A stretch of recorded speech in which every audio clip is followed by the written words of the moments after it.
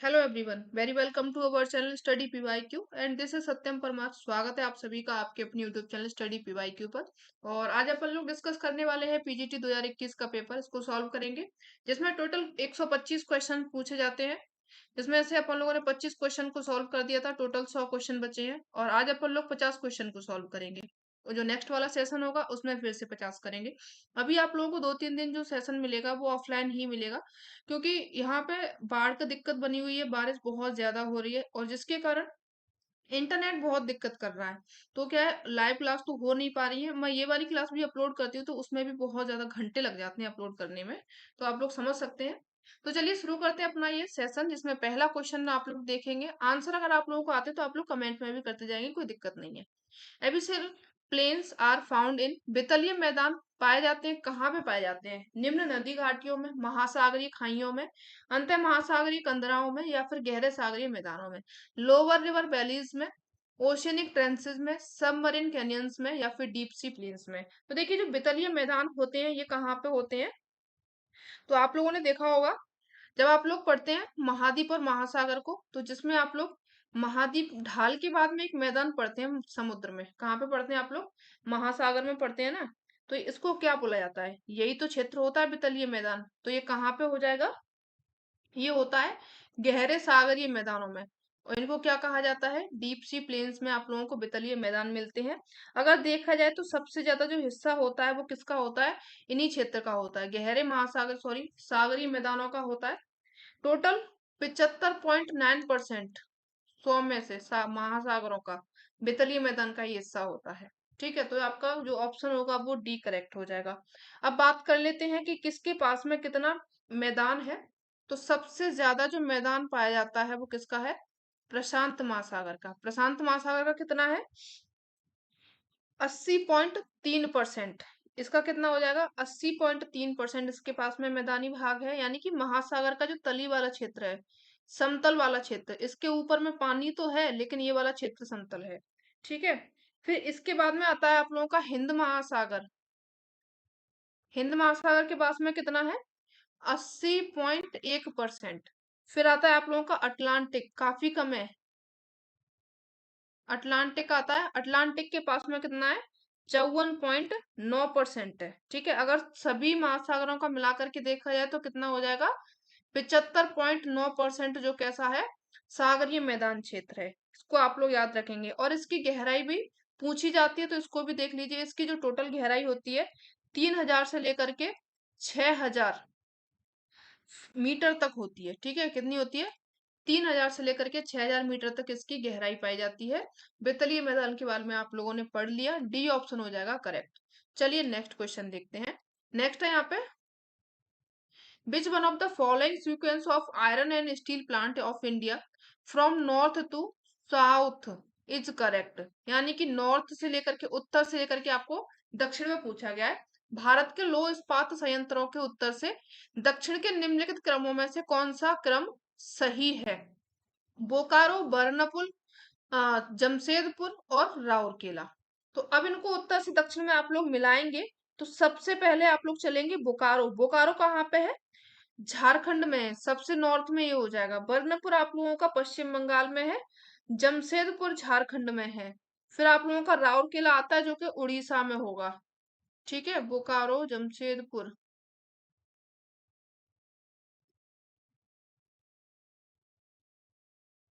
तो यहाँ पे आप लोगों का ए ऑप्शन करेक्ट हो जाएगा। ठीक है, ए ऑप्शन क्या हो जाएगा? करेक्ट हो जाएगा। अगर देखा जाए तो भारत में जो लौह इस्पात संयंत्र है इसका शुभारंभ कब हुआ था? तो इसका शुभारंभ हुआ था 1874 में। इसकी शुरुआत की गई थी लौह इस्पात संयंत्र की। ठीक है, चलिए आगे बढ़ते हैं। नेक्स्ट क्वेश्चन है यहाँ पे, Bushman Hottentot race is concerned with. Bushman Hottentot प्रजाति संबंधित है किससे? निग्रोइड प्रजाति से, काकेसाइड प्रजाति से, मंगोलाइड प्रजाति से या फिर ऑस्ट्रेलॉइड प्रजाति से? किससे संबंधित हो जाएगी ये निग्रेटो सॉरी बुशमैन? तो जो बुशमैन होती है ये किससे संबंधित होती है? ये होती है निग्रोइड से। ए ऑप्शन इसमें आप लोगों को क्या हो जाएगा? करेक्ट हो जाएगा। और ये जो बुशमैन है ये रहते कहाँ पे हैं? ये रहते हैं कालाहारी मरुस्थल में। कालाहारी मरुस्थल में रहते हैं ये। ठीक है, किसमें रहते हैं ये? कालाहारी मरुस्थल में निवास करते हैं। और ये कौन सी प्रजाति होती है? नीग्रोइड प्रजाति होती है। अगर इनको देखा जाए तो ये मूल रूप से कहाँ के होते हैं? तो मूल रूप से निवासी हैं ये दक्षिण अफ्रीका के। दक्षिण अफ्रीका के ये मूल रूप से निवासी होते हैं। अब कुछ प्रजातियों का वर्गीकरण किया गया था। वो किया गया था मानव प्रजातियों का, जैसे कि उनकी त्वचा के आधार पर, बालों के आधार पर, कद के आधार पर, कपाल के आधार पर। तो अलग अलग जो जोग्राफर्स थे उनके द्वारा अलग अलग वर्गीकरण किया गया था। तो वो कैसे किया गया था? त्वचा के आधार पर जो किया गया था, त्वचा के आधार पर किया गया था किसके द्वारा? कुवियर के द्वारा। ठीक है, कुवियर के द्वारा त्वचा के आधार पर किया गया था। फिर आता है आप लोगों का बालों के आधार पर, यानी कि जो बालों का रंग है, बनावट है, उसके आधार पर जो किया गया था वो किया गया था हेडन के द्वारा। हेडन आप लोग याद रख सकते हैं, ये पूछे जाते हैं इसलिए इनको याद रखिएगा। कद के आधार पर, ये आप लोगों के पीजीटी के लिए महत्वपूर्ण है, क्योंकि पीजीटी में ज्यादातर जो क्वेश्चन पूछे जाते हैं वो फैक्ट वाइज पूछे जाते हैं, इसीलिए आप लोग इन सभी फैक्ट्स को याद रखिएगा। ठीक है, कद के आधार पर टेपिनार्ड ने, कद के आधार पर किसने बांटा था? टेपिनार्ड ने। और कपाल सूचकांक दिया था, कपाल के आधार पर जो बांटा था, चौड़ा कपाल, पतला कपाल, मोटा कपाल, मतलब थोड़ा बड़ा थोड़ा छोटा, इस तरीके से उन्होंने बांटा था। वो बांटा था किसने? ग्रिफिथ टेलर ने। इसको याद रखिएगा। चलिए आगे बढ़िए, नेक्स्ट क्वेश्चन देखिए। मत्स्य उत्पादन का प्रमुख क्षेत्र है। Major area of fishing is north eastern coastal area, north America यानी कि उत्तरी अमेरिका का उत्तर पूर्वी तट क्षेत्र, ऑस्ट्रेलिया का दक्षिण पश्चिमी तट क्षेत्र, सदर्न अमेरिका का तट क्षेत्र, या फिर northern coastal area of Soviet Asia यानी कि सोवियत एशिया। कौन सा क्षेत्र है जहाँ पे मत्स्य उत्पादन बहुत ज्यादा होता है? तो देखिए, मत्स्य उत्पादन कहाँ पे होता है? जहां पर ठंडी और गर्म वायु मिलती है, यानी कि जहाँ पे फ्रंटल्स होते हैं। तो ये आपको जैसे ग्रांट बैंक वगैरह हो गई, आप लोगों ने पढ़ी होगी। तो ये कहाँ पे है? उत्तरी अमेरिका का जो उत्तर पूर्वी क्षेत्र है, यहाँ पे क्या होता है? मत्स्य उत्पादन होता है। यहाँ पे ठंडी एयर मिल रही हो, गर्म एयर मिल रही हो, तो इनके लिए काफी अच्छा ये मौसम हो जाता है, काफी अच्छा इनके लिए वातावरण होता है मछलियों के लिए। तो यहाँ पे ये मछलियां निवास करती हैं, जैसे आप लोगों ने नाम सुना होगा। और इनके लिए छिछला जल चाहिए, यानी कि बहुत ज्यादा गहरे जल में ये नहीं पनप पाती हैं, छिछला जल चाहिए होता है। जैसे आप लोगों ने इनको जाना है, ग्रांड बैंक है, जॉर्ज बैंक, सेवल बैंक, सेंट पियरी बैंक, बैंकवेरी बैंक, ये सभी क्या है? यहाँ पे मत्स्य उत्पादन काफी ज्यादा फेमस है, बहुत ज्यादा यहाँ पे होता है। और अगर सबसे ज्यादा मत्स्य उत्पादक देखा जाए तो वो कौन सा होता है? Grand bank. सबसे ज्यादा मत्स्य उत्पादन कहाँ पे होता है? ग्रांड बैंक और जॉर्ज बैंक। कहाँ कहाँ पे होता है? इन दोनों को आप लोग याद रखिएगा। क्यों होता है? क्योंकि यहाँ पे आप लोगों ने एक धारा पढ़ी होगी, गल्फ स्ट्रीम, जो आप लोगों के उत्तरी अटलांटिक महासागर से जाती है, गल्फ स्ट्रीम। जो कैसी धारा है आप लोगों की? गर्म जल धारा है, गर्म जल धारा है। ऊपर से आती है एक, आप लोगों ने पढ़ी होगी, लेब्राडोर। लेब्राडोर आती है, जो कि कैसी जलधारा है? ठंडी जलधारा है। यहाँ पर पे आकर के मिलती हैं, और यहाँ पे क्या होता है? मछली का उत्पादन काफी ज्यादा होता है। इसको आप लोग याद रखिएगा। इनके मिलने के कारण उनके लिए अनुकूल स्थिति होती है, जिससे मत्स्य उत्पादन का प्रमुख क्षेत्र ये बन गया है। तो ए ऑप्शन आप लोग याद रखिएगा। नेक्स्ट क्वेश्चन देखिए, ज्यादा टाइम नहीं लेंगे क्योंकि फिर बहुत देर हो जाती है। 50 क्वेश्चन करने हैं तो आप लोगों का ये 1.5 से 2 घंटे का सेशन हो सकता है। वॉट इज झूम? झूम क्या है? अ फोक डांस, एक लोक नृत्य। The name of river valley, एक नदी घाटी का नाम। द ट्राइब यानी कि एक जनजाति। अ टाइप ऑफ कल्टीवेशन, खेती की पद्धति। तो झूम क्या होती है? आप लोगों को सभी को अच्छे तरीके से पता होगी कि झूम एक कल्टीवेशन होती है, खेती की पद्धति होती है, जो कि 4 से 5 साल एक जमीन पर खेती की जाती है, फिर उस जमीन को परती छोड़ दिया जाता है, यानी कि वहां पर कुछ भी उगाया नहीं जाता है, दूसरे क्षेत्र में ये लोग चले जाते हैं, वहां पे अपनी फसल उगाते हैं, फिर इसको यूज करेंगे 10 से 15 साल, 20 साल बाद में, जब से ये क्या हो जाएगी? फिर से उपजाऊ भूमि बन जाएगी। इसके बाद में वो अपनी फिर से यहाँ पे कल्टीवेशन करेंगे, खेती करने लग जाएंगे। तो जो आप लोगों का डी ऑप्शन होगा वो क्या हो जाएगा? करेक्ट हो जाएगा। आगे बढ़िए, नेक्स्ट क्वेश्चन देखिए। When was the environment protection act enforced in India? पर्यावरण संरक्षण अधिनियम भारत के किस वर्ष लागू किया गया था? 1987 में, सॉरी 1986 में, 1998 में, 1981 में, या फिर 1974 में? कब किया गया था पर्यावरण संरक्षण अधिनियम? इसका आंसर आप लोगों को पता होना चाहिए। तो देखिए, जो आप लोगों का पर्यावरण संरक्षण अधिनियम है, ये कब लागू किया गया था? ये किया गया था 1986 में। ए ऑप्शन आप लोग याद रखिएगा, 1986 में आप लोगों का पर्यावरण संरक्षण अधिनियम पारित हुआ था और पूरे भारत में ये लागू भी हुआ था। क्या हुआ था? पूरे भारत में लागू भी हुआ था। चलिए नेक्स्ट देखिए। अच्छा, यहाँ पे आप लोग एक चीज याद रख लीजिए, ये वाला जो क्वेश्चन था इसमें मैं थोड़ा बताना भूल गई कि जो क्षेत्र हैं, अपने जो राज्य हैं इंडिया के, वहां से यहाँ पे कृषि के नाम पूछे जाते हैं। जैसे अलग अलग जगह पे अलग अलग नाम है झूम खेती के। जैसे मध्य प्रदेश में आप लोग पढ़ेंगे, एमपी में, तो वहां पे इसको बेबर और दहिया कहा जाता है। ठीक है। फिर आप लोग आते हैं आंध्र प्रदेश में। आंध्र प्रदेश में यहाँ पे कहा जाता है इसको पोंडू। फिर आ जाएंगे आप लोग उड़ीसा में। उड़ीसा में इसको कहा जाता है, उड़ीसा नहीं, सॉरी उड़ीसा नहीं, उड़ीसा होगा ये।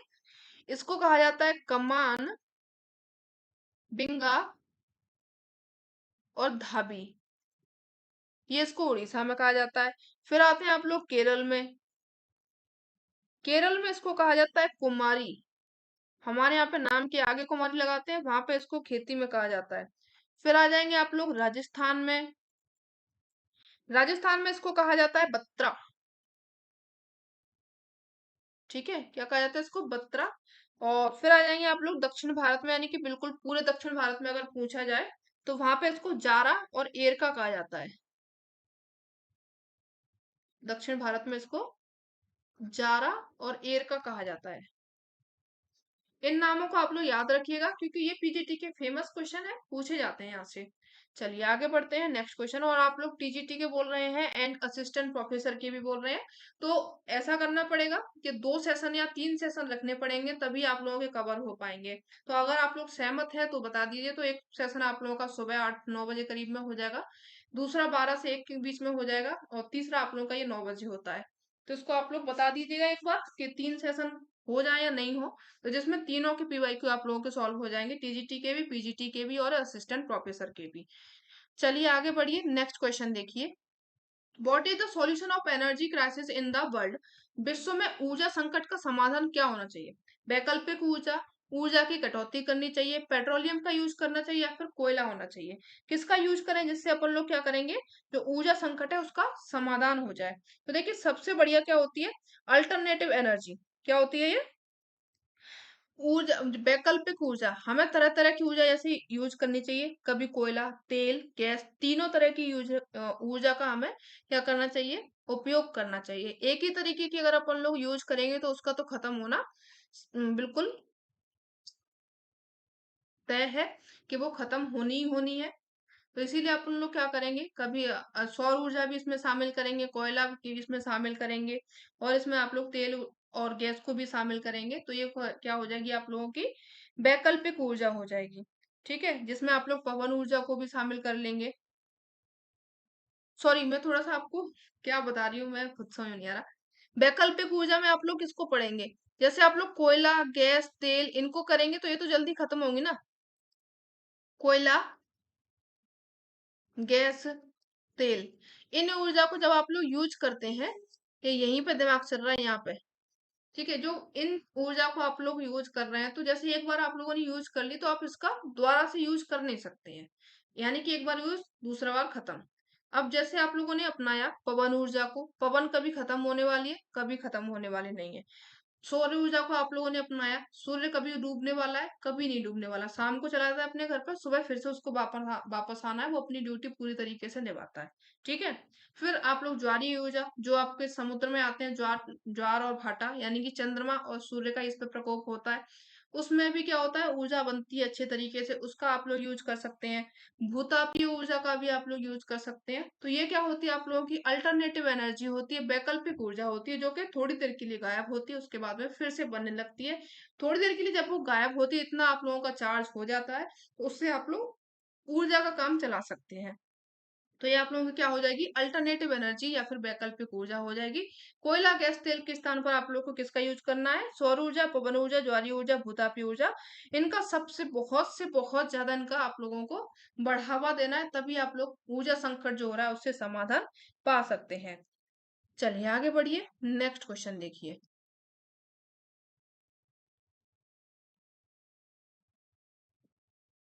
अब नेक्स्ट है यहाँ पे, which one of the following statement is false. निम्न में से कौन सा एक कथन असत्य है।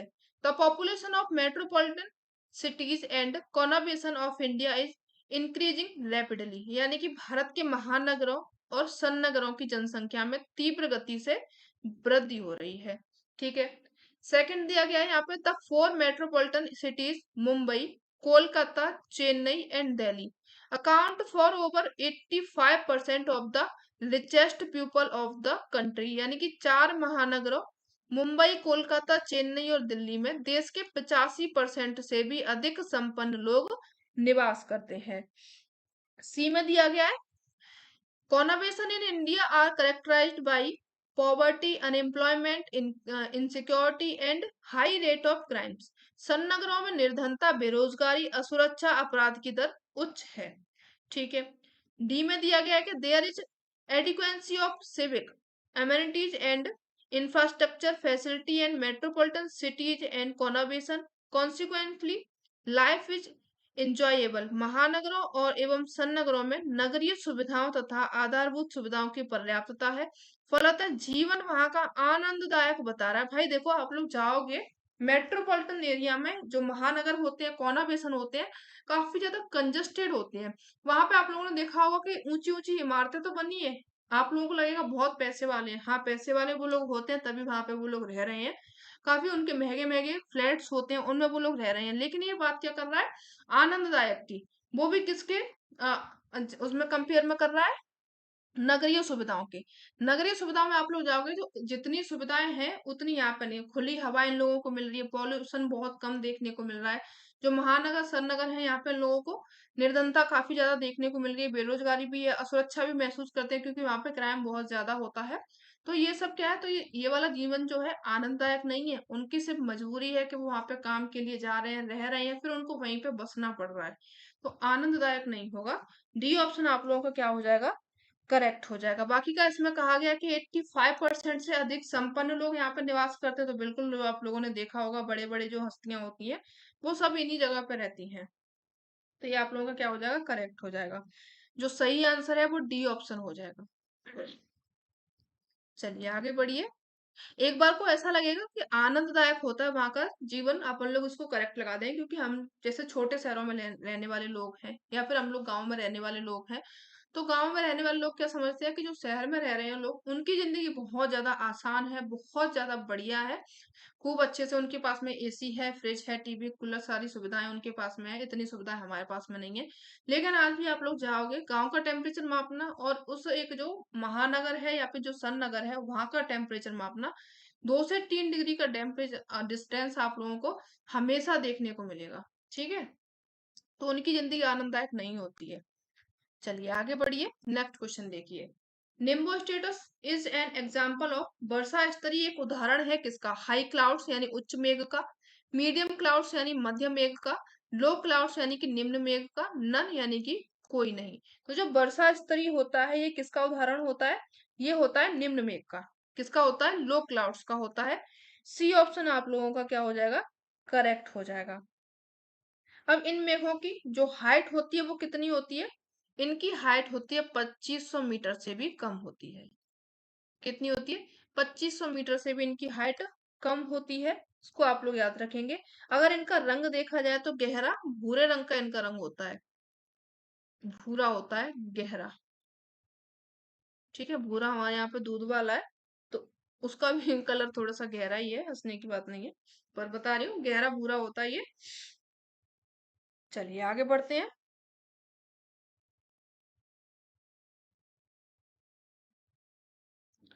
गहरा भूरा हो गया ये, और इसी में सबसे बहुत ज्यादा बारिश यहाँ पर देखने को मिलती है। जब देखा होगा आप लोगों ने, बिल्कुल अंधेरा छा जाता है, बिल्कुल काले काले बादल हो जाते हैं, तो वो कौन से वाले होते हैं? वो वर्षा स्तरीय ही होते हैं, निम्बो स्टेटस होते हैं। चलिए आगे बढ़ते हैं, नेक्स्ट क्वेश्चन देखिए। Karst plains is the example of, karst मैदान उदाहरण है किसका? प्लेन्स ऑफ यूगोस्लाविया, यूगोस्लाविया के मैदान का। प्लेन्स ऑफ ईस्ट इंग्लैंड, पूर्वी इंग्लैंड के मैदान का। प्लेन ऑफ डेन्यूब, डेन्यूब के मैदान का। फिनलैंड के मैदान का। तो जो कास्ट मैदान है किसका उदाहरण हो जाएगा? चलिए, तो देखिए जो कास्ट मैदान होते हैं वो कहाँ होते हैं? चूना पत्थर वाली जगह पर। कहाँ पे होते हैं? चूना पत्थर वाली जगह पर होते हैं। तो इनमें क्या होता है? भूमिगत जल में कटाव रिसाव होता है किसका? चूने का। तो इसके कारण जो मैदान बनते हैं उसको आप लोग बोलते हैं कास्ट मैदान। तो ये उदाहरण कहाँ का हो जाएगा? ये हो जाएगा आपका यूगोस्लाविया के मैदान का, ये उदाहरण हो जाएगा plains of Yugoslavia. A option आप लोगों का करेक्ट हो जाएगा। चलिए आगे बढ़ते हैं, नेक्स्ट क्वेश्चन देखिए।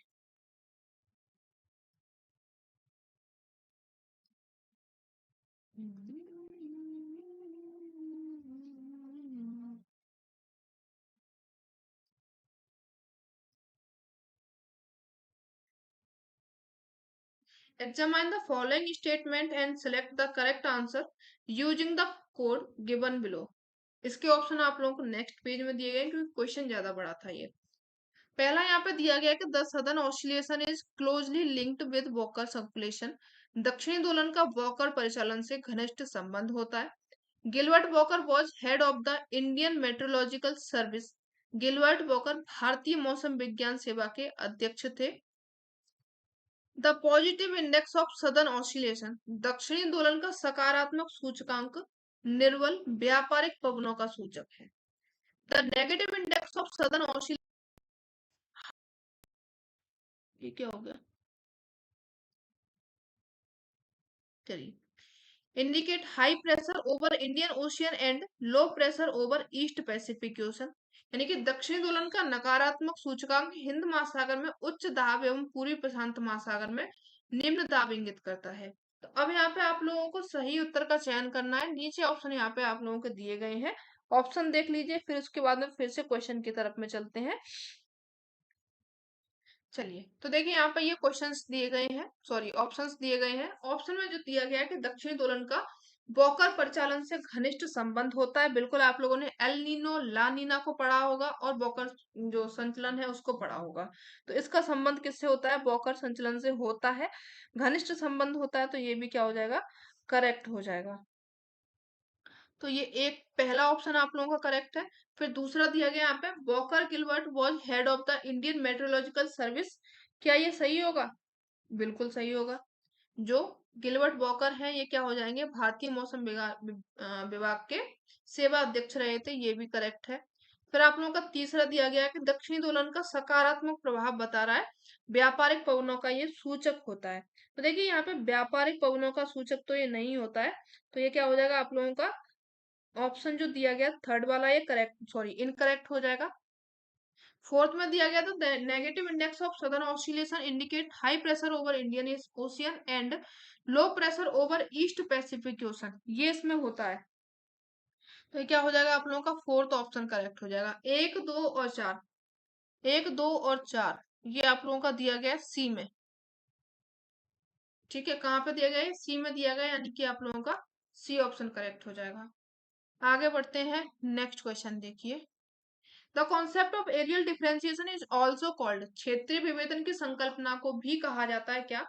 एक्सेप्शनलिज्म, अपवादवाद, कोरोलॉजी, जीव भूविस्तार, सिस्टमैटिक ज्योग्राफी, क्रमबद्ध भूगोल, रीजनलिज्म, प्रादेशिकता। क्या कहा जाता है क्षेत्रीय विभेदन की संकल्पना को? फटाफट से बताइए।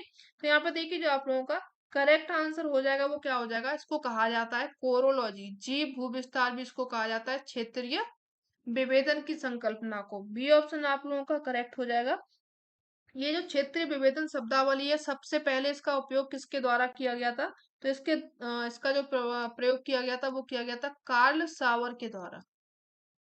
कार्ल सावर के द्वारा इसका सबसे पहले प्रयोग किया गया था। ठीक है, चलिए आगे बढ़ते हैं।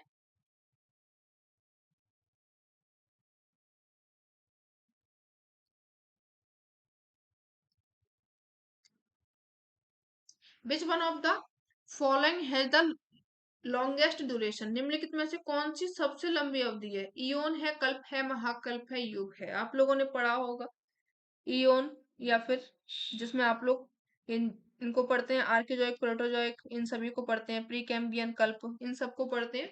तो इसमें कौन सबसे लंबी अवधि होती है, इसको आप लोगों को बताना है। तो देखिए यहाँ पे जो सबसे लंबी अवधि होगी वो होती है इयोन की। अगर इसकी देखी जाए अवधि तो वो कितनी होती है? 59 करोड़ से लेकर के 4 अरब तक होती है। ठीक है, 4 अरब वर्ष की इसकी अवधि होती है, यानी कि सबसे लंबी अवधि किसकी हो जाएगी?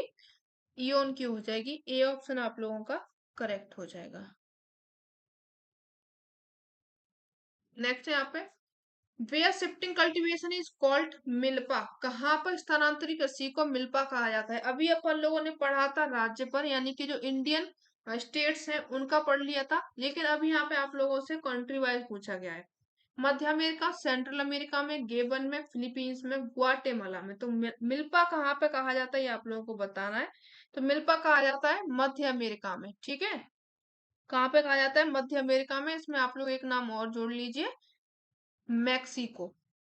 ठीक है, मैक्सिको। अब थोड़े से नाम और जान लीजिए, जैसे कि लदांग। लदांग, लदांग ये कहाँ पे कहा जाता है इसको? ये इंडोनेशिया और मलेशिया। ठीक है, फिर आता है आप लोगों को रोका। किसने रोका? ब्राजील ने रोका। केगिन, केगिन कहाँ पे है? ये आपका फिलीपींस में। फिर आता है आप लोगों का कोनुको, ये वेनेजुएला में। फिर आता है टाबी, टाबी या फिर ताबी। ठीक है, ये कहा जाता है मेडागास्कर वाले क्षेत्र में।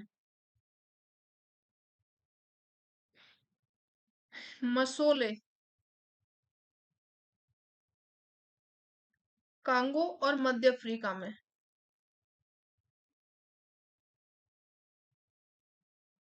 फिर आता है आप लोगों का हुमा, यहाँ पे लिख लीजिए इसको। हुमा कहा जाता है जावा में। फिर आता है आप लोगों का तुंगिया, तुंगिया कहा जाता है म्यांमार में। फिर आता है आप लोगों का चेन्ना, चेन्ना कहा जाता है श्रीलंका में। और फिर आता है आप लोगों का तमराई, तमराई कहा जाता है इसको थाईलैंड में। इनको आप लोग याद रखिएगा। आप लोगों ने इंडियन स्टेट्स के भी जान लीजिए, जान लिए, और आप लोगों ने जो आपके कंट्री वाइज है उनको भी जान लिए। ठीक है, चलिए आगे बढ़िए, नेक्स्ट क्वेश्चन देखते हैं। कालगोरली इज फेमस फॉर, कालगोरली विख्यात है किसके लिए? स्वर्ण उत्पादन के लिए, या फिर उत्तम जलवायु के लिए, शिक्षा के लिए, या फिर मुर्गी पालन के लिए। तो देखिए जो कालगोरली है ये खान है, कहाँ की है? ये ऑस्ट्रेलिया की है, जो कि विख्यात किसके लिए है? स्वर्ण उत्पादन के लिए, गोल्ड प्रोडक्शन के लिए काफी ज्यादा विख्यात है। ए ऑप्शन आप लोगों का करेक्ट हो जाएगा। अगर देखा जाए तो ऑस्ट्रेलिया विश्व का सबसे बड़ा भंडार रखे बैठा हुआ है, किसका? सोने का। सबसे बड़ा भंडार रखे बैठा है ये। कितना परसेंट है यहाँ पे? टोटल 70% सोना यहाँ पे देखने को मिलता है। ठीक है, चलिए, अगर इससे भी ज्यादा देखा जाए भंडार वाले क्षेत्र में, तो वो आपका चीन, चीन के बाद में ऑस्ट्रेलिया, ऑस्ट्रेलिया के बाद में आता है आप लोगों का रूस। ठीक है, रूस के बाद में अमेरिका, अमेरिका के बाद में पेरू। इंडिया कहीं पे नहीं है। पहले क्या था? इंडिया सोने की चिड़ैया हुआ करता था, अब इसका नाम कहीं पे नहीं है इंडिया का। चलिए आगे बढ़ते हैं, नेक्स्ट क्वेश्चन देखिए। ये तो है भंडार में। ठीक है, उत्पाद में भी देख लीजिए कौन उत्पादक है। तो उत्पादक में भी दो नाम आप लोग पहले याद रखिए, चीन, फिर आप लोगों का ऑस्ट्रेलिया। ऑस्ट्रेलिया के बाद में यहाँ पे रूस है, तो यहाँ पे भी क्या हो जाएगा? रूस ही है। रूस के बाद में अमेरिका है, यहाँ पे पेरू है, यहाँ पे कनाडा है। ठीक है, याद रखिएगा। चलिए आगे बढ़ते हैं। नेक्स्ट क्वेश्चन देखिए। सही कूट का चयन करना है। संकल्पना दी गई, उनके प्रतिपादक दिए गए, कॉन्सेप्ट दिया गया, प्रोपाउंडर दिए गए, नीचे ऑप्शन आप लोगों को दिए गए हैं। अब आप लोगों को फटाफट से इनके ऑप्शन मैच करने हैं, इसको कोई गलत नहीं करेगा। एक रूपता, और यहाँ पे बेस लेवल, ग्रेडेड रिवर, आधार तल की संकल्पना, प्रवण संहिता एवं पेनिप्लेन। पॉवेल, हट्टन, क्रिकमे, गिलबर्ट, किसके द्वारा कौन सी संकल्पना दी गई थी आप लोगों को बताना है आंख बंद करके। तो देखिए, जो एक रूपतावाद की संकल्पना है, ये किसके द्वारा दी गई थी? ये दी गई थी हट्टन के द्वारा। अगर आप लोग एक का सेकंड करते तो एक ही ऑप्शन हट रहा है, आगे बढ़ना पड़ेगा। बेस लेवल की जो संकल्पना दी गई थी, वो दी गई थी पॉवेल के द्वारा, यानी कि दूसरे का पहला यहाँ पे कर रहे हैं तो हो गया आप लोगों का सॉल्व। ठीक है, ये ऑप्शन निकल के आ रहा है। फिर भी आगे देख लीजिए, प्रवर्तित, हाँ, प्रमाणित शर्ता दी गई है, ये किसके द्वारा दी गई थी? गिलबर्ट के द्वारा दी गई थी। दूसरे का, सॉरी, तीसरे का 4 हो जाएगा। पेनिप्लेन की संकल्पना दी गई थी सीएच क्रिकमे के द्वारा। सी ऑप्शन आप लोगों का करेक्ट हो जाएगा। यहाँ पे अगर देखा जाए तो ए ऑप्शन करेक्ट हो जाएगा। चलिए आगे बढ़िए। नेक्स्ट क्वेश्चन देखिए। What is the period of dark age in geography? भूगोल में अंधेरा युग की अवधि क्या है? First century to ninth century, पहली सदी से लेकर के 9वीं सदी तक, यानी कि एडी की बात कर रहा है, आफ्टर डेथ। ठीक है। Second century to 10th century, दूसरी सदी से 10वीं सदी के बीच में, तीसरी सदी से 12वीं के बीच में, चौथी सदी से 12वीं सदी के बीच में। तो जो आप लोग पढ़ते हैं, रोमन साम्राज्य के बाद में जो पतन होता है, उसके बाद में क्या आता है, आप लोगों का अंधेरे युग शुरू हो जाता है। अंधेरे युग कब से कब तक शुरू होता है? तो ये चलता है 300 एडी से लेकर के, यानी कि 300 एडी से लेकर के चलता है 1200 एडी तक। ठीक है, यानी कि अंधेरा युग ऐसा नहीं होता कि वहां पे लाइट चली गई, लाइट नहीं जाती है, मतलब कोई भी ज्यादा ज्योग्राफर्स ने काम नहीं किया, कोई भी नया खोज नहीं की, कोई भी उन्होंने नई थ्योरीज नहीं उपलब्ध हुई उनकी। तो क्या था, ये एक अंधेरा युग माना जाता है। तो वो कब से कब तक रहा था? थर्ड सेंचुरी से लेकर के 12th सेंचुरी के बीच तक का ये टाइम रहा था। ये क्वेश्चन कई बार पूछा जाता है, और आप लोगों से ज्योग्राफर जब लगाते हैं आप लोग स्कूल्स को, थॉट ऑफ स्कूल्स को, उसमें भी दिया जाता है, बीच में ये दिया जाता है आप लोगों को। ठीक है, तो इनको आप लोग याद रखेंगे। इसमें क्या हुआ था, जो बाइबल थे, यानी कि थोड़ा सा ईसाई लोग पहुंच गए थे बाइबल वगैरह पर, इनके विचार ज्यादा छा गए थे, और जो साइंटिफिक थे वो बहुत कम हो गए थे। चलिए आगे बढ़िए। नेक्स्ट क्वेश्चन देखिए। Who is the author of People of India? The People of India के लेखक कौन है? B S Guha, Sir Herbert Risley, J H Hutton, D N Majumdar, कौन है बताइए। तो दे, यहाँ पे जो द पीपल ऑफ इंडिया है, इसके जो लेखक है उनका नाम है सर हर्बर्ट रिसले। ए ऑप्शन आप लोगों का करेक्ट हो जाएगा। इन्होंने ये पुस्तक लिखी थी 1909 में, इसको आप लोग याद रखिएगा। और ये कौन थे? तो ये थे भारतीय जनगणना के उच्चायुक्त, भारतीय जनगणना के उच्चायुक्त। चलिए आगे बढ़ती है।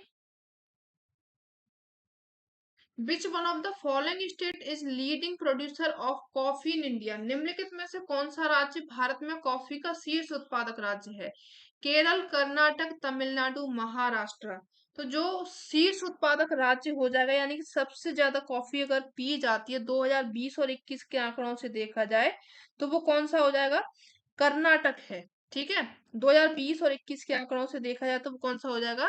कर्नाटक है, जहाँ पे बहुत ज्यादा, यानी कि टोटल अगर देखा जाए तो 68% हिस्सा क्या हो जाएगा? कॉफी उत्पादन करता है।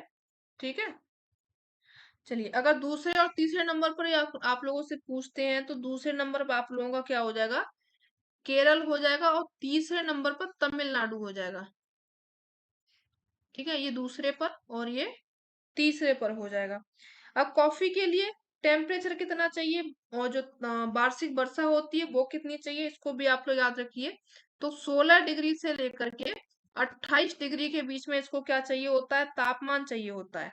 फिर आती है वर्षा, तो वर्षा इसको चाहिए होती है 150 से लेकर के 250 सेंटीमीटर की। ठीक है, औसत वर्षा इसको चाहिए होती है। वो भी कैसी होनी चाहिए? ढलुआ क्षेत्र पर होनी चाहिए, यानी कि पानी रुकना नहीं चाहिए, पानी इनके पास में बरस करके बह जाना चाहिए। इसलिए जो कॉफी होती है वो कैसी होती है, ढालू एरिया में होती है, पहाड़ी क्षेत्र में होती है। इनके लिए जो बढ़िया मिट्टी जो मानी जाती है वो होती है दोमट मिट्टी, या फिर इसको काली मिट्टी भी आप लोग कहते हैं। दोमट या फिर काली मिट्टी इसके लिए काफी सुइटेबल होती है। और भारत में जो सबसे पहले कॉफी का जो पौधा लगाया गया था वो लगाया गया था कहाँ पे, चिकमंगलूर में। कहाँ पे लगाया गया था, चिकमंगलूर में पौधा लगाया गया था। ये कहाँ पे है, केरल में है। सॉरी, केरल नहीं, ये कर्नाटक में है। ठीक है, अभी मैं केरल में ही रह रही हूँ। कर्नाटक में है चिकमंगलूर। ठीक है, चलिए आगे बढ़िए, नेक्स्ट क्वेश्चन देखिए। Tehri dam situated on the meeting place of, Tehri बांध संगम पर स्थित है। किसके संगम पर बना हुआ है, अलकनंदा तथा भागीरथी के पर, अलक भागीरथी एवं भीलांगना का, अलकनंदा एवं मंदाकिनी पर, या फिर भागीरथी और मंदाकिनी के तट पर या फिर संगम पर स्थित है। तो आप लोगों से टेहरी बांध पूछा गया है, तो ये कहाँ पर स्थित है, ये स्थित है भागीरथी और भीलंगना नदी के संगम पर स्थित है। ठीक है, चलिए तो आप लोगों को क्या हो जाएगा, बी ऑप्शन करेक्ट हो जाएगा। चलिए नेक्स्ट क्वेश्चन देखिए। Which one of the factor does not affect the distribution of insolation on the earth, पृथ्वी पर कौन सा कारक सूर्यातप के वितरण को प्रभावित नहीं करता है। सूर्य की किरणों की कोणात्मक स्थिति, लेंथ ऑफ डे, दिन की लंबाई, डिस्टेंस बिटवीन अर्थ एंड सन, पृथ्वी एवं सूर्य के मध्य की दूरी, भूमिगत जल। तो कौन है जो कि सूर्य तप के वितरण को प्रभावित नहीं करता है, इसका आंसर आप लोगों को बताना है। तो यहाँ पे देखिए, जो सूर्य तप के वितरण को प्रभावित नहीं करेगा, सूर्य की किरणों की कोणात्मक स्थिति, ये तो करेगा ही करेगा। एंगल तो चाहे 90 में जाएंगे, 45 में, 30 में, इस तरीके से जाएंगे तो वो तो इसकी किरणों को प्रभावित करेगा। लेंथ ऑफ द डे, ये भी करेगा। ठीक है, दिन की लंबाई भी करेगी। डिस्टेंस बिटवीन अर्थ एंड सन, बिल्कुल करेगा। जब आप लोगों ने सर्दियों गर्मियों में देखा होगा, दूरी कम होती है ज्यादा होती है तो भी क्या होता है, इसमें फैक्टर मायने रखता है वितरण को। अब भूमिगत जल इसमें क्या मायने रखेगा, कुछ भी नहीं। ये वितरण को प्रभावित करेगा भाई, वो तो भूमि के वैसे ही खुद अंदर पड़ा हुआ है, वो कहाँ से प्रभावित कर देगा इसको। तो आप लोगों का जो करेक्ट हो जाएगा वो क्या हो जाएगा आंसर, वो हो जाएगा अंडर ग्रोथ वाटर, भूमिगत जल के अंदर। ये कोई भी इसके वितरण को प्रभावित नहीं करता है। डी ऑप्शन करेक्ट हो जाएगा। चलिए आगे बढ़िए, नेक्स्ट क्वेश्चन देखते हैं। Chambal river valley in Madhya Pradesh is an example of, Madhya Pradesh में चंबल नदी घाटी एक उदाहरण है किसका, उत्खात भूमि का, मरुभूमि का, पठारी भूमि का, समतल भूमि का। तो देखिए, जो मध्य प्रदेश की चंबल नदी घाटी है ना, वो किसका उदाहरण हो जाएगी, ये उदाहरण है उत्खात भूमि का। आप लोगों ने अगर देखा हो वेटलैंड, तो आप लोग समझ जाओगे उत्खात भूमि कैसी होती है। ये मिट्टी के इस तरीके से बहुत ज्यादा टीले बने होते हैं, और ऐसा माना जाता है, कहा जाता है, ये सही भी है, कि चंबल नदी में बाढ़ तो बहुत जल्दी आए, लेकिन जो ये टीले होते हैं ना, ये जो उत्खात भूमि है, इसमें पूरा पानी समा जाता है चंबल नदी का। लेकिन अब लोग क्या कर रहे हैं, ये जो उत्खात भूमि है इसको समतल बना रहे हैं। क्या बना रहे हैं, समतल एरिया बना रहे हैं, और यहाँ पे 100 बीघे के करीब में खेती बना रहे हैं वो इसको। तो अब आगे के लिए उनका क्या होगा, बाढ़ की संभावना काफी ज्यादा होंगी। अभी हाल ही की 10 दिन पहले की बात है, 10 दिन भी नहीं हुए हैं, शायद 8 दिन हुए हैं, जब मैं गई थी ग्वालियर अपने किसी काम से। तो वहां पे क्या था, जब मैं इधर से गई थी तो चंबल बिल्कुल तली में चल रही थी। ठीक है, बिल्कुल तली में चल रही थी, यानी कि एक दिन पहले की बात है। दूसरे दिन और तीसरे दिन मैं वापस आई थी तो 2 दिन तक लगातार बारिश हो रही थी, बारिश बिल्कुल भी बंद नहीं हुई। और जब मैं वापस आई तो जो पानी था ना चंबल नदी का, वो रेल की पटरियों के ऊपर चल रहा था। जो पुल था, पुल के ऊपर से पानी रेल की पटरियों के ऊपर बह रहा था, यानी कि बाढ़ आने की पूरी पूरी संभावना थी। और यहाँ पे तो हमेशा ऐसा होता है, जो आप लोगों की चंबल नदी है, जो ऊंचे ऊंचे गांव बने हुए हैं वहां तक पानी जाता है। तो ऐसा कहा जाता है, मेरी दादी यहीं की है, तो बोलती है कि जब चंबल चढ़ती है, यानी कि जब इसमें पानी ज्यादा होता है, तो हम लोग गांव छोड़ देते हैं। तो अब उन लोगों को कितना जगह छोड़ना पड़ा होगा, क्योंकि चंबल जब रेल की पटरी के ऊपर चल रही थी, तो पानी उनका कहाँ तक जा रहा होगा। और ऐसे में ये लोग क्या कर रहे हैं, इस वाली जो उत्खात भूमि है, जो प्लेट्यू वाले क्षेत्र बने हुए हैं, इनको ये तोड़ रहे हैं, खेती में इनको कन्वर्ट कर रहे हैं। तो इनको कितनी ज्यादा परेशानियां झेलनी पड़ सकती हैं, इनका खुद अंदाजा नहीं है। तो यहाँ पे जो मध्य प्रदेश की चंबल नदी हो जाएगी, वो क्या हो जाएगी, उत्खात भूमि हो जाएगी। आगे बढ़िए, नेक्स्ट क्वेश्चन देखिए। Which city is called the Manchester of India? Bharat, sorry, किस नगर को भारत का मैनचेस्टर कहा जाता है? कानपुर को, मुंबई को, बड़ौदा को, या फिर अहमदाबाद को? किसको कहा जाता है? तो देखिए, जो भारत का मैनचेस्टर कहा जाता है वो कहा जाता है अहमदाबाद को। अब क्यों कहा जाता है? क्योंकि ये जो अहमदाबाद है, यहाँ पे बहुत ज्यादा जो कार्य होता है वो किसका होता है? सूती वस्त्र उद्योग। ठीक है। सबसे पहला जो सूती वस्त्र उद्योग लगाया गया था, पहला जो कारखाना लगाया गया था 1818 में, वो कहाँ पे लगाया गया था? ये आप लोगों का कोलकाता में लगाया गया था, जो कि असफल रहा था। फिर दूसरा कारखाना 1854 में लगा, जो कि मुंबई क्षेत्र में लगाया गया था। फिर बाद में जो सूती वस्त्र उद्योग काफी बड़ा कारखाना जो बना, वो बना था कहाँ पे? अहमदाबाद में। क्या बना? अहमदाबाद में बना, और इतना बड़ा बना कि इसको कहा जाने लगा क्या? भारत का मैनचेस्टर इसको कहा जाने लगा था। चलिए आगे बढ़ते हैं। और जो मुंबई है, कहाँ गई मुंबई? मुंबई को कहा जाता है क्या? कोटनोपोलिस कहा जाता है इसको, कोटनोपोलिस। चलिए आगे बढ़ते हैं, नेक्स्ट क्वेश्चन देखिए।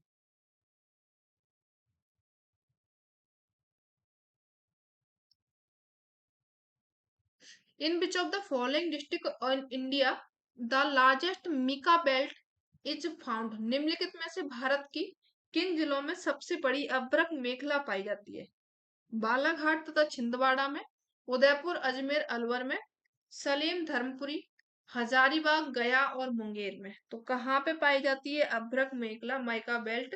तो ये पाई जाती है किस क्षेत्र में? हजारीबाग में, गया में और मुंगेर में पाई जाती है। तो ऑप्शन जो होगा आप लोगों को कौन सा करेक्ट हो जाएगा? डी ऑप्शन करेक्ट हो जाएगा। अच्छा, एक क्वेश्चन आप लोगों से पूछा जाता है, अभ्रक की मंडी या फिर अभ्रक की राजधानी किसको कहा जाता है? तो इसको आप लोग याद रखिएगा, कोडरमा। ठीक है, कोडरमा को क्या कहा जाता है? अभ्रक की मंडी या फिर अभ्रक की राजधानी इसको कहा जाता है, इसको आप लोग याद रखिएगा। और सबसे उत्तम कोटि का जो अभ्रक होता है उसका नाम क्या होता है? उसका नाम होता है रूबी। चलिए नेक्स्ट क्वेश्चन देखिए। ये बहुत बड़ा क्वेश्चन था, इसलिए मैंने थोड़ा सा साइड साइड में लगा दिया। देखिएगा, आसानी से प्रॉब्लम नहीं होगी। नीचे दो कथन दिए गए हैं, एक को अभिकथन ए के रूप में लिखा गया है, दूसरे को रीजन के रूप में।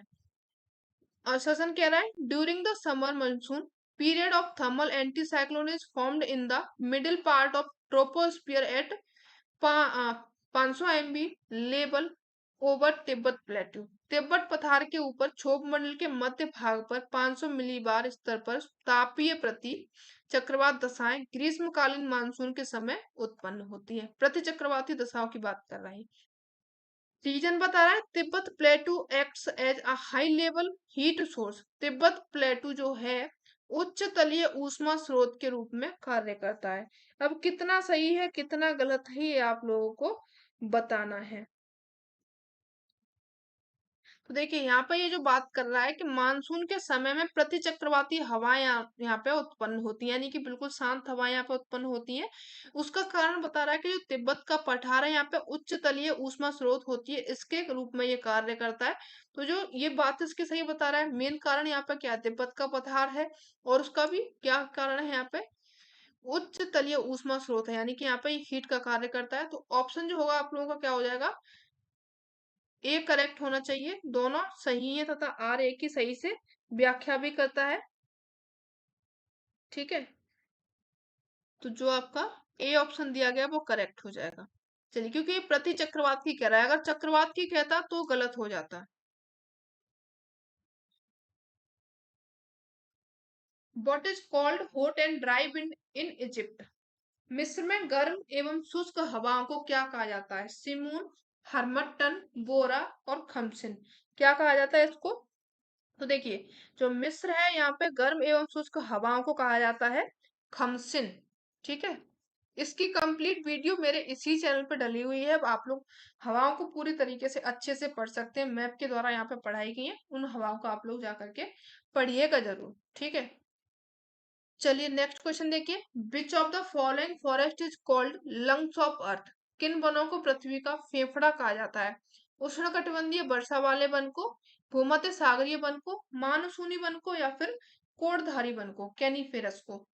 तो जो पृथ्वी का फेफड़ा है, ये किसको कहा जाता है? तो यहाँ पे आप लोग एक नाम याद रखेंगे, उष्णकटिबंधीय वर्षा वाले वन को क्या कहा जाता है? पृथ्वी का फेफड़ा कहा जाता है। काफी ज्यादा घने वन होते हैं, बहुत ज्यादा हरे भरे दिखाई देते हैं, यानी कि जैसे आप लोगों ने फेफड़ा देखा होगा, उसमें जाल सा बनाई दिखाई देता है, इसी तरीके से यहाँ पे भी ये दिखाई देता है।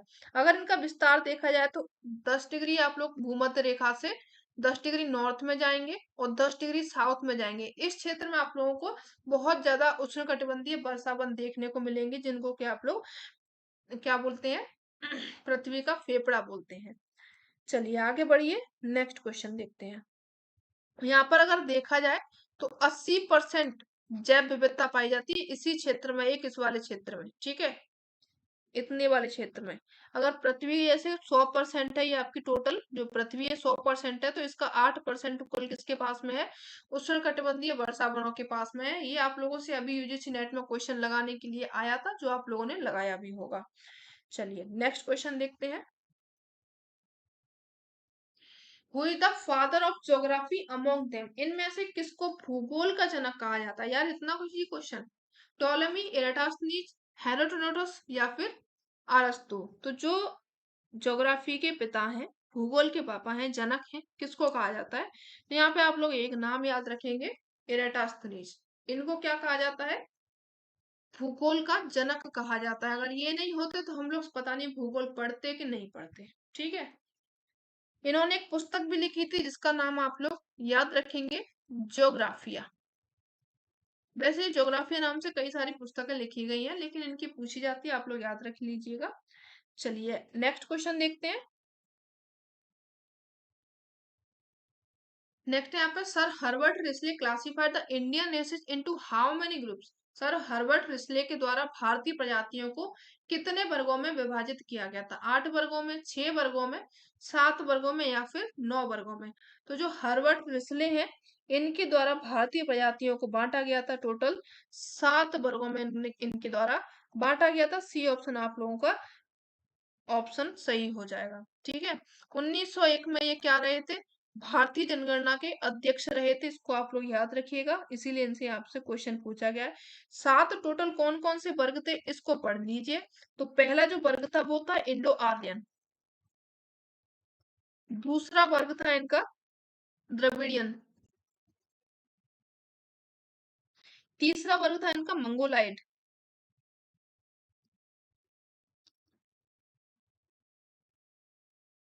चौथा वर्ग था इनका आर्य Dravidian,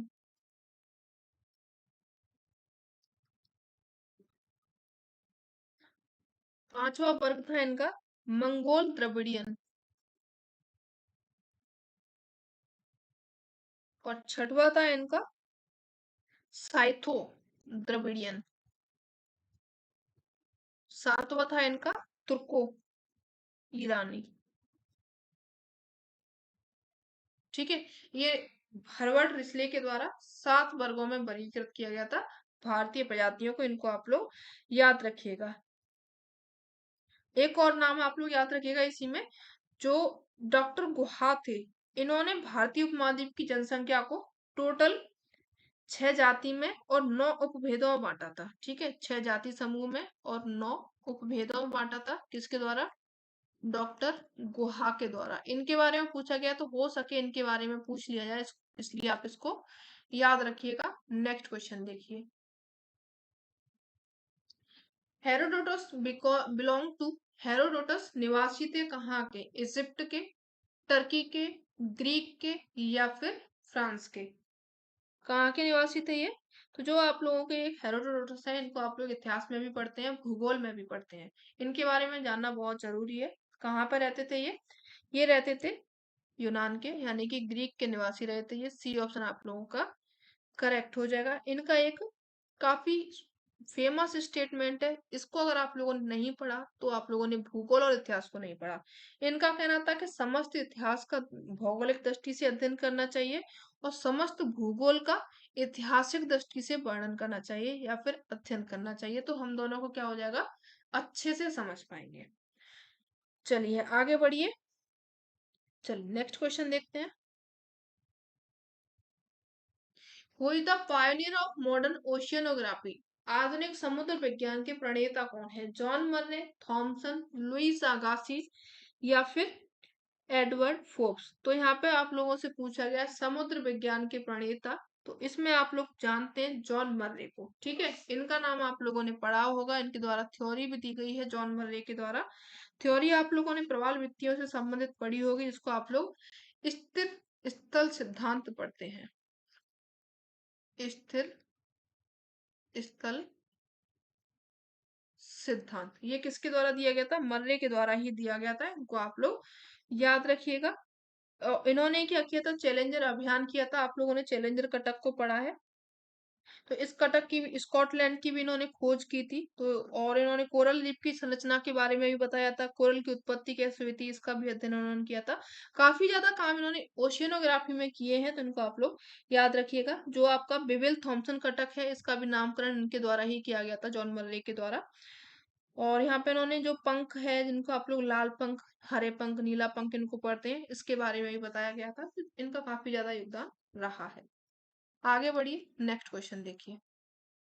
which of the following mountain play a dividing role in between Ganga plain and Deccan plateau? Ganga के मैदान एवं दक्कन के पठार के मध्य निम्नलिखित में से कौन से पर्वत आपस में बांटने का काम करते हैं? अरावली पर्वत, विंध्यन पर्वत, सतपुड़ा पर्वत एवं अजंता पर्वत। तो देखिए, गंगा के मैदान की बात कर रहा है और दक्कन के पठार की बात कर रहा है। यहाँ पे जो बीच में पर्वत है उसके बात आप लोगों से पूछ रहा है कि कौन सा पर्वत है जो इन दोनों को अलग कर देता है। तो वो आपका कौन सा है? विंध्यन पर्वत को आप लोग पढ़ते हैं। बी ऑप्शन क्या हो जाएगा यहाँ पे? करेक्ट हो जाएगा। विंध्यन पर्वत क्या हो जाएगा? ये बांटता है किसको? गंगा के मैदान और दक्कन के पठार को। चलिए आगे बढ़िए, नेक्स्ट क्वेश्चन देखें। Latitude is called thermal equator. अक्षांश को तापीय भूमध्य रेखा कहा जाता है, कौन से अक्षांश को? 20 डिग्री साउथ यानी कि 20 डिग्री दक्षिणी अक्षांश को, 15 डिग्री दक्षिणी अक्षांश को, 15 डिग्री उत्तरी अक्षांश को, 20 डिग्री उत्तरी अक्षांश को, किसको कहा जाता है तापीय भूमध्य रेखा? तो देखिए, तापीय भूमध्य रेखा में आप लोग पढ़ते हैं नॉर्थ को। नॉर्थ में वो आपका कौन सा हो जाएगा? 20 डिग्री नॉर्थ को आप लोग तापीय भूमध्य रेखा के लिए पढ़ते हैं। तो यहाँ पे क्या हो जाएगा? जो डी ऑप्शन दिया गया है वो करेक्ट हो जाएगा। चलिए आगे बढ़ते हैं, नेक्स्ट क्वेश्चन देखिए।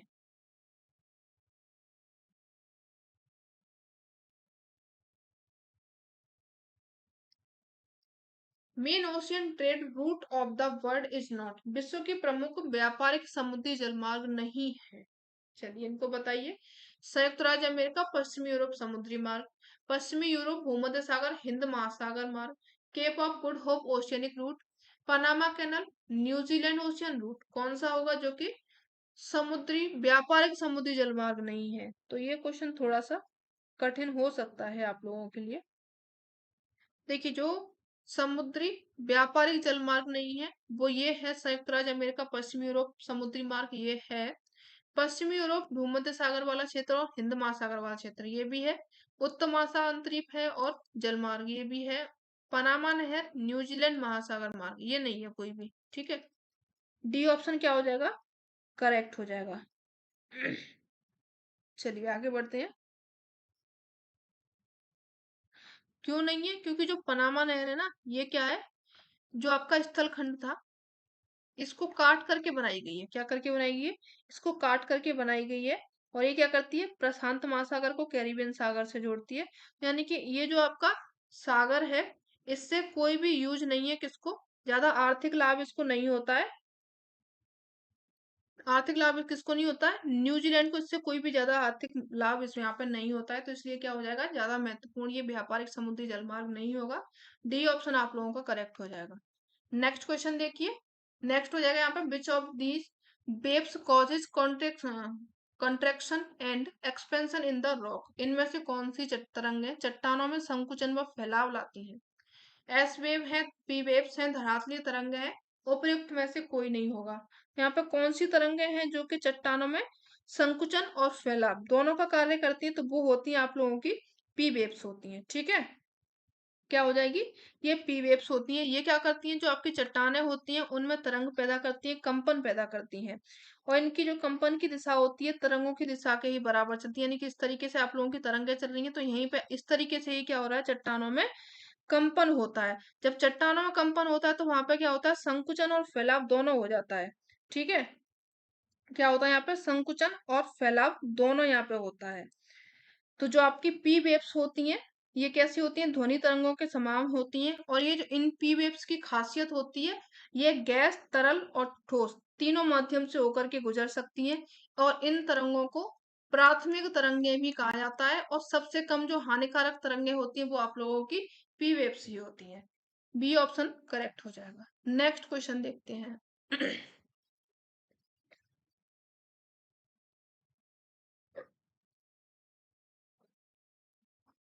चलिए, व्हाट इज बिलीबिली। बिलीबिली क्या है, उष्णकटिबंधीय चक्रवात, शीतोष्ण कटिबंधीय चक्रवात, उष्ण वाताग्र या फिर शीत वाताग्र, tropical cyclone, temperate cyclone, warm front एवं कोल्ड फ्रंट। तो क्या हो जाएंगे बिलीबिली, आप लोगों ने पढ़ा होगा, ये बिलीबिली क्या है, ट्रॉपिकल साइक्लोन है, जो कि कहाँ पे आते हैं, ऑस्ट्रेलिया वाले क्षेत्र में आते हैं। ए ऑप्शन आप लोगों का कहाँ हो जाएगा, करेक्ट हो जाएगा। आते कहाँ पे हैं ये, ऑस्ट्रेलिया में आते हैं, जिनको कहा जाता है ट्रॉपिकल साइक्लोन कहा जाता है। अगर इनको देखा जाए तो 30 डिग्री उत्तर से लेकर के 30 डिग्री दक्षिण तक क्षेत्र में ये उत्पन्न होते हैं। ठीक है, चलिए आगे बढ़ते हैं, नेक्स्ट क्वेश्चन देखते हैं। इनके अलग अलग जगह पर अलग अलग नाम है, कई बार मैंने आप लोगों को बता दिए हैं, तो अब थोड़ा सा जल्दी चलते हैं। Who coined the sentence man has advanced one more stage in adjustment to limits laid down by nature? यह किसका कथन है कि मानव ने अपने सामंजस्य में प्रकृति के द्वारा निर्धारित की गई सीमाओं को एक पद और आगे बढ़ा दिया है? ऑप्शंस आप लोगों को यहाँ पे दिए गए हैं। ग्रिफिथ टेलर है, सीओ सावन है, लुसियन फेब्रे है और आई वोमेन है। तो ये आप लोगों को कथन याद करना है। तो देखिए, कथन के बारे में आप लोग अगर सही से पढ़ें तो जो आप लोग जैसे अभी पेपर आप लोग सॉल्व करोगे, कम से कम 10 सालों के पेपर आप लोग सॉल्व कर लोगे। अब 10 सालों के पेपर में पीजीटी में आप लोगों से कितने कथन पूछे गए हैं, मुश्किल से आप लोगों को 10-12 कथन मिलेंगे। ठीक है, इनको आप लोग क्या करेंगे, एक पेज में लिख लेंगे और उनके जो किसके द्वारा कहा गया है ये भी लिख लेंगे। तो अगर आना होगा, किस्मत में होगा तो उसमें से आ जाएगा, नहीं तो आप लोग कितने कथन याद करोगे, क्योंकि सभी स्कॉलर के द्वारा कुछ ना कुछ कहा गया है, तो इतना आप लोग याद नहीं कर सकते। फिर कुछ होते हैं फेमस, जैसे टेलर है, सावर है, ये काफी फेमस है, हम्बोल्ट है ये फेमस है, हेरोडोटस है ये फेमस है। इनके जो कथन है वो आप लोग याद कर लीजिएगा, तो आप लोग का क्या हो जाएगा, ये क्वेश्चन सॉल्व हो जाएगा। अब यहाँ पे जो कथन ये कहा गया है, अगर इसको पढ़ा हो आप लोगों ने, तो ये ग्रिफिथ टेलर के द्वारा कहा गया था। किसके द्वारा कहा गया था, ग्रिफिथ टेलर के द्वारा कहा गया था। ये संबंधित थे निश्चयवाद से। इन्होंने एक और दिया था, बर्ड टर्म दिया था, रुको और जाओ। ठीक है, इसको आप लोगों ने पढ़ा होगा। चलिए आगे बढ़ते हैं, नेक्स्ट क्वेश्चन देख लेते हैं। Geography is chorological science is a statement made by, भूगोल एक क्षेत्र वर्णनी विज्ञान है, ये कथन दिया गया था। अब ये काफी फेमस है, कई बार पूछा गया है, यानी कि रिपीटेटिव है, जो जितनी बार रिपीट हो रहा है आप लोग उसको याद कर लीजिए। रिटर के द्वारा कहा गया, हंटिंगटन के द्वारा कहा गया, हेटनर के द्वारा या फिर ब्रून्स के द्वारा। तो ये जो कथन दिया गया है ये किसके द्वारा कहा गया है, ये कहा गया है हेटनर के द्वारा। सी ऑप्शन आप लोगों का क्या हो जाएगा, करेक्ट हो जाएगा। भूगोल एक क्षेत्र वर्णनी विज्ञान है, ये किसके द्वारा कहा गया है, हेटनर के द्वारा कहा गया है। चलिए आगे बढ़ते हैं, नेक्स्ट क्वेश्चन देख लीजिए। Submerged part of the continental is known as, समुद्र में डूबे महाद्वीप के भाग को कहा जाता है क्या, महाद्वीपीय मग्न ढाल, महाद्वीपीय मग्न तट, महाद्वीपीय तट या फिर महासागरीय कटक कहा जाता है इसको। तो जो डूबा हुआ है उसको क्या बोलेंगे आप लोग, कॉन्टिनेंटल शेल्फ बोलते हैं। ये महाद्वीप का भाग होता है जो कि किस में डूब जाता है, जाकर के सागर वाले क्षेत्र में डूब जाता है, तो इसको आप लोग बोलते हैं महाद्वीपीय मग्न तट बोलते हैं, जो कि सबसे पहले क्षेत्र पर होता है। और इसका टोटल में देखा जाए तो 8.6% भाग होता है। फिर आता है आप लोगों का मग्न ढाल। मग्न ढाल में क्षेत्र जो होता है वो आपका 8.5% क्षेत्र होता है, यानी इससे थोड़ा सा कम होता है। फिर आता है आप लोगों का, अभी आप लोगों ने सागर पढ़ा होगा, सॉरी मैदान पढ़ा था, बितलीय मैदान, जिसमें आप लोगों का 75 ये नहीं है, ठीक है, बितलीय मैदान के बारे में बता रही हूँ, 75.9% होता है। फिर आता है आप लोगों का ट्रेंचेज, खाइयां आप लोग पढ़ते हैं, जो आप लोग ओशियनिक रिज है, इसका जो पार्ट होता है 7% पाया जाता है। चलिए आगे बढ़िए, नेक्स्ट क्वेश्चन देख लेते हैं।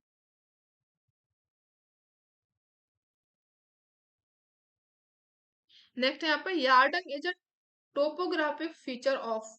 यार्डंग एक कलाकृति है वायु भूदृश्य की, एरियल लैंडस्केप की, ग्लेशियल लैंडस्केप की, कास्ट लैंडस्केप की, या फिर फ्लूवियल लैंडस्केप की। तो जो यार्डंग बनती है किसके द्वारा इस कलाकृति बनती है, आप लोगों से पूछा गया होगा।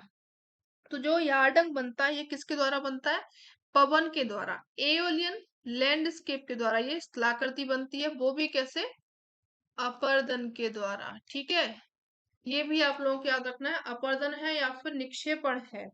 चलिए एक सेशन आप लोगों का ये भी मैं मतलब छोटे छोटे 10-10 से 15-15 सेकंड, सॉरी सेकंड नहीं मिनट के, उसमें आप लोगों को जैसे कलाकृतियां हो गई, छोटे छोटे टॉपिक ही रखूंगी, आप लोग उसको आसानी से फटाफट से देख लें, क्विक रिवीजन कर लें उस तरीके के। चलिए नेक्स्ट क्वेश्चन देखिए। Who wrote the book Meteorologica. Meteorologica नामक पुस्तक किसके द्वारा लिखी गई थी, एरिस्टोटल के द्वारा, पोसिडोनियस के द्वारा, प्लेटो के द्वारा, एराटोस्थनीज के द्वारा। तो जो मेट्रोलॉजिका पुस्तक है ये किसके द्वारा लिखी गई थी, सभी लोगों ने आसानी से इसको पढ़ा होगा, ये अरस्तु के द्वारा लिखी गई थी मेट्रोलॉजिका। ये ऑप्शन आप लोगों का क्या हो जाएगा, करेक्ट हो जाएगा। चलिए जो अरस्तु थे ये कैसे थे, यूनानी भूगोलवेत्ता थे। चलिए आगे बढ़ते हैं, नेक्स्ट क्वेश्चन देखिए। 90% सॉइल ऑफ चाइना इज, चीन की 90% मिट्टी है कैसी, लोयस, जलोढ़, पेडाल्फर, लोयस एवं जलोढ़। तो जो चीन की 90% जो मिट्टी है वो किस प्रकार की है, ये लोयस एवं जलोढ़ प्रकार की मिट्टी यहाँ पे पाई जाती है। ठीक है, चलिए आगे बढ़ते हैं। लोयस और जलोढ़ कैसी होती है, कुछ हवा के द्वारा बहाई गई और कुछ बाढ़ के द्वारा लाई गई, ये जो मिट्टी मिक्स होती है इसको आप लोग लोयस और जलोढ़ मिट्टी बोलते हैं। डी ऑप्शन करेक्ट हो जाएगा। नेक्स्ट क्वेश्चन देख लीजिए, यहाँ पे कुछ पुस्तकें दी गई हैं और उनके जोग्राफर्स दिए गए हैं, इनको आप लोगों को मैच करना है। E A Ackerman, T W Freeman, R E Dickinson, A C Das. अब इनकी पुस्तकें दी गई हैं, the science of geography, the 100 year of geography, problems of geography and the geography of Rigvedic India. चलिए तो अब इनका लगाएंगे हम लोग। अच्छा मेल नहीं खाता है पूछा गया है, ठीक है ठीक है ठीक है। तो यहाँ पर देखिए जो ई ए एक्करमैन है इनके द्वारा लिखी गई थी, तो साइंस ऑफ ज्योग्राफी ये करेक्ट हो जाएगा। ठीक है, टी डब्ल्यू फ्रीमैन इनके द्वारा लिखी गई थी द 100 ईयर्स ऑफ ज्योग्राफी, ये भी करेक्ट है। आर ई डिकिंसन के द्वारा लिखी गई थी प्रॉब्लम्स ऑफ ज्योग्राफी, ये भी करेक्ट हो जाएगा। ए सी दास के द्वारा बता रहे हैं ये कि ज्योग्राफिक ऑफ ऋग्वैदिक इंडिया लिखी गई थी, जो कि गलत हो जाएगा, क्योंकि ये जो बुक है द ज्योग्राफिक ऑफ इंडिया ये किसके द्वारा लिखी गई थी, ये लिखी गई थी मनोहर भार्गव के द्वारा। ठीक है, मनोहर भार्गव के द्वारा ये वाली पुस्तक लिखी गई थी, इसको आप लोग याद रखिएगा। चलिए आगे बढ़िए, नेक्स्ट क्वेश्चन देखिए। ब्लू रिवॉल्यूशन मीन्स, नीली क्रांति से आशय है किससे है, मछली पालन से, मुर्गी पालन से, मधुमक्खी पालन से, सुअर पालन से। तो जो नीली क्रांति है इसका आशय किससे होता है, इसका आशय होता है मछली पालन से या फिर मत्स्य पालन से। ए ऑप्शन आप लोगों का क्या हो जाएगा, करेक्ट हो जाएगा। चलिए आगे बढ़ते हैं, नेक्स्ट क्वेश्चन देखते हैं। American sociologist Louis Mumford has described how many stage of development of cities. America समाजशास्त्री लेविस मम्फोर्ड थे, इन्होंने नगरों का वर्गीकरण किया था और उसमें अवस्थाएं बताई थी, कितनी अवस्थाएं बताई थी, 6, 4, 5 या फिर 7। तो इन्होंने जो लुइस मम्फोर्ड है इनके द्वारा जो अवस्थाएं बताई गई थी वो टोटल कितनी थी, 6 थी। टोटल कितनी थी, 6 थी, जिसमें आप लोग पढ़ते हैं इयोपोलिस, फिर पोलिस, ठीक है, फिर मेट्रोपोलिस, फिर पढ़ते हैं आप लोग मेगालोपोलिस, ये इससे भी क्वेश्चन आया था आप लोगों का इस यूजीसी नेट में। ठीक है, टायरानोपोलिस, फिर नेक्रोपोलिस। इसको आप लोग याद रखिएगा, इन्होंने ये क्या बांटा था, 6 क्रम में बांटा था। चलिए नेक्स्ट क्वेश्चन देखिए। Who is the said sorry who is said the father of exceptionalism in geography? भूगोल में अपवादवाद के जनक कौन कहे जाते हैं? बॉन हम्बोल्ट है, इमेनुअल कांट है, कार्ल रिटर या फिर आर ई हर्सोन है। कौन माने जाते हैं अपवादवाद के जनक? तो यहाँ पे आप लोग याद रखेंगे इमेनुअल कांट को। ये एक जर्मन दार्शनिक थे जो कि जाने जाते हैं किसके लिए? अपवादवाद के लिए ये जाने जाते हैं। ठीक है, चलिए आगे बढ़ते हैं। नेक्स्ट क्वेश्चन देखिए।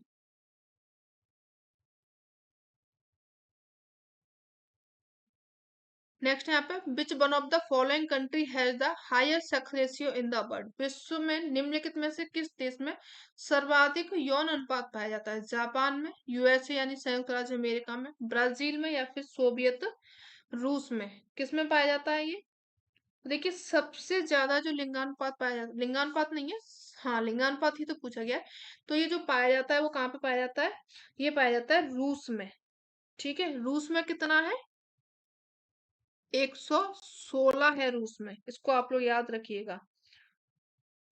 चलिए आगे बढ़ते हैं नेक्स्ट को, यानी कि लिंगानुपात कैसे? 100 पुरुषों पर कितनी स्त्रियां हैं? तो यहाँ पे 100 पुरुष हैं तो उन पर कितनी हो जाएंगी? 16 स्त्रियां, यानी कि 100 की शादी हो जाएगी, 16 यहाँ पे कुंवारी रह जाएंगी।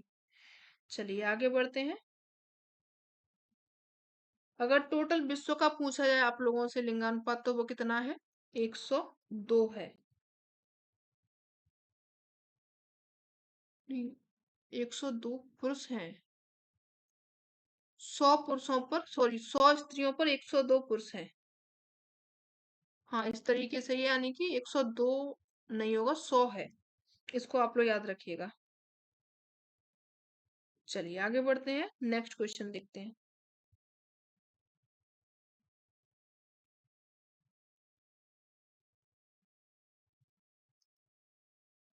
विच of the following is herbivorous component? निम्नलिखित में से कौन शाकाहारी घटक है?